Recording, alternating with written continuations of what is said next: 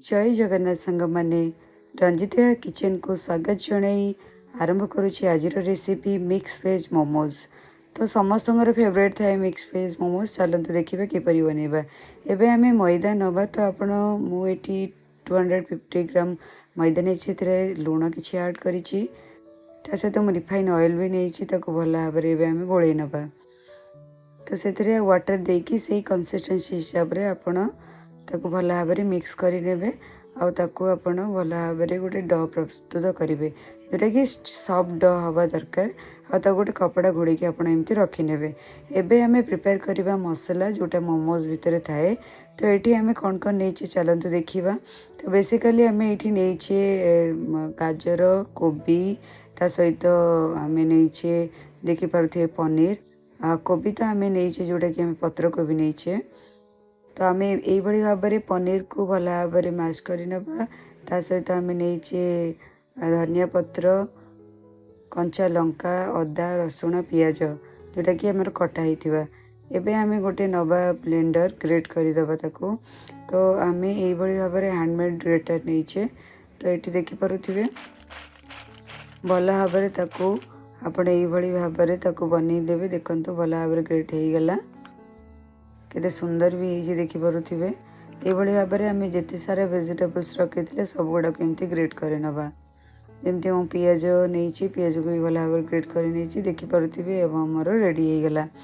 तो ये आम मसला आम सब जिनस रेडी करदे। एबे गोटे कड़े कि पैन आपड़ ने से आड कर रिफाइन ऑयल। रिफाइन ऑयल रे आम आड करदबा जोटा आम नहीं कंचा लंका ता सहित आम अदा नहीं रसुण नहीं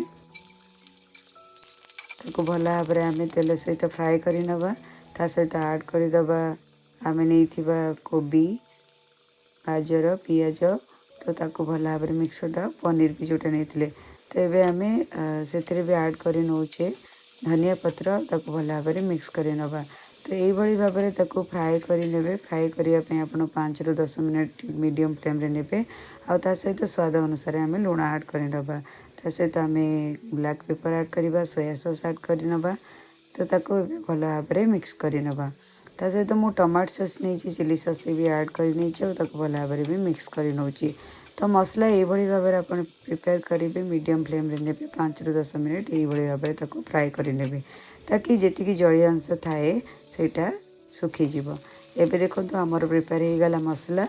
तो आम मोमोज मसला प्रिपेयर करदे। एबे चलते देखा केमी आम फोल्डिंग करवा आम से केमती प्रिपेयर करवा मोमोज रो।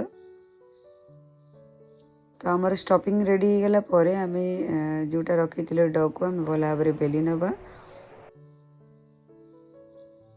तो आपड़ यही भाव में भल भाव में बेली ने। तो बेसी पतला करेंगे कि बेसी मोटा करेंगे ये भाव में किसी ग्लास कि गिना जेकोसी मध्यम आप भाव में सेप दे पारे। तो ये मुझे सर्कल सेप नहीं जाइए तार स्टफिंग ए मझे दे दूची। तार चारिपटे आम पानी साहाय्य लगेदबा ताकि आम एमती फोल्डिंग कले से भल भाव में बनीज। देखो फोल्डिंग केते सुंदर है। जो सेप्र चाहिए से सेप्र करेंगे। आम ये डिफरेन्ट सेप्र नहीं आप देखिपे ये भाव में किसी आप गोल आकार नहीं पारे किसी लंबा आकार भी आप नहीं पारे।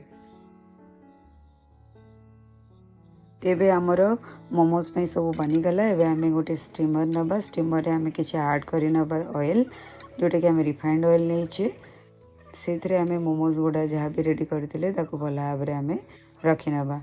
आ स्टीम करने आम मिनिमम 10 मिनट ताको छाड़ी नवा। देखिपे मोमोज आमर ऑलमोस्ट ऑल रेडी हो गला। तो यहाँ आपण पूरा रेस्टोरेंट स्टाइल कि जदि स्ट्रीट फूड खाया भल पाती ताले मोमोज रेसिपी ये भाव में आप बनातु। तो मोमोज आमर ए भल भाव में बनीगला। तो ये गोटे पैन नवा से आम तेल आड करवा। ता सहित टमाट को आम भल भाव में फ्राए करनवा। ता सहित आम नवा रसुण आप नहीं पारे चिली जोटा कि आप ड्राइड चिली तो आपण एइभଳି भाबरे ताको भल भाबरे तार चोपाटा भी देखंतु सिझी जाइछि। ताको आमे बाहर कर नबा गोटे ब्लेंडर को आ ताको तार पेस्ट बनै दबा। तो मोमोज चटनी बहुत इजी आपण एइभଳି करिपारिबे। सेथिरे म ऐड कर देछि धनिया पत्र। एबे तार छुंक दबा आमे तेल ऐड करिबा कटा हेतिबा रसुण को ऐड करि नबा। ए जो प्यूरीटा आमे बनै के रखिथिले सेटा को एथिरे ऐड कर दबा। आमे स्वाद अनुसार लुण पकै दबा। ता सहित आमे विनेगर ऐड करूछे। विनेगर भल टेस्ट दिए आ आमे सोया सॉस भी ऐड करि नबा ताको भल भाबरे मिक्स करि नबा। तो देखंतु हमर एबे चटपटा चटनी सहित मोमोज भी रेडी हो गला।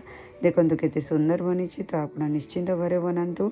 जदि एबे जे चैनल को सब्सक्राइब करि नांती सब्सक्राइब कर दियंतु, लाइक करंतु, शेयर करबा को दम भूलंतु नहीं। थैंक्स।